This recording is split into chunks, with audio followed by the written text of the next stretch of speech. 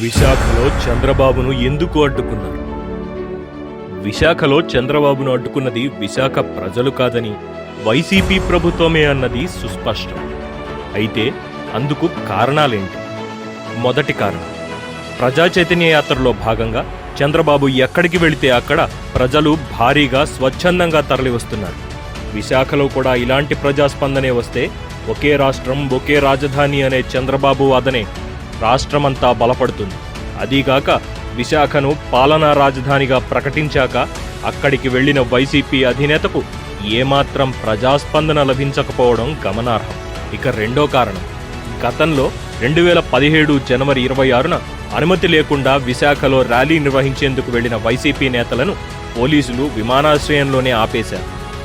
నిజానికి నగరంలోకి వెళ్లి ర్యాలీ పేరుతో విధ్వంసం సృష్టించి పారిశ్రామిక సదస్సుకు వచ్చిన విదేశీ ప్రతినిధుల ముందు రాష్ట్ర ప్రతిష్టను దెబ్బతీయడమే నాడు వైసీపీ నేతల అజెండా.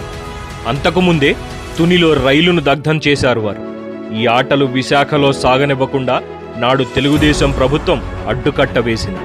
ఆ కక్షతోనే ఇప్పుడు చంద్రబాబును విశాఖ విమానాశ్రయం వద్దే ప్రభుత్వమే స్వయంగా అడ్డుకుని ప్రతీకారం తీర్చుకుంది. ఇకపోతే మూడవ కారణం, ప్రజా చైతన్య యాత్రలో చంద్రబాబు ఎక్కడికి వెళ్లినా ప్రజలు తామంతట తాము వచ్చి తమ సమస్యలను చెప్పుకుంటున్నారు. ఇప్పుడు చంద్రబాబు విశాఖలో అడుగు పెడితే వైసీపీ నేతల భూకబ్జాలు, దౌర్జన్యాల కారణంగా, ప్రభుత్వ బలవంతపు భూసేకరణ కారణంగా తమ భూములు కోల్పోయిన బాధితులంతా చంద్రబాబు దగ్గరకు వస్తారు. అప్పుడు తమ దుర్మార్గాలను చంద్రబాబు ప్రజల్లో ఎండగడతారు. ప్రజలు కూడా చంద్రబాబు అండగా ధైర్యంగా ప్రభుత్వ అరాచకాలను ప్రశ్నిస్తారు. ఇది ఇష్టం లేకనే చంద్రబాబును విశాఖలోకి రానివ్వకుండా అడ్డుకుంది ప్రభుత్వం. కానీ ఎన్నాళ్లు ఆపగలరు?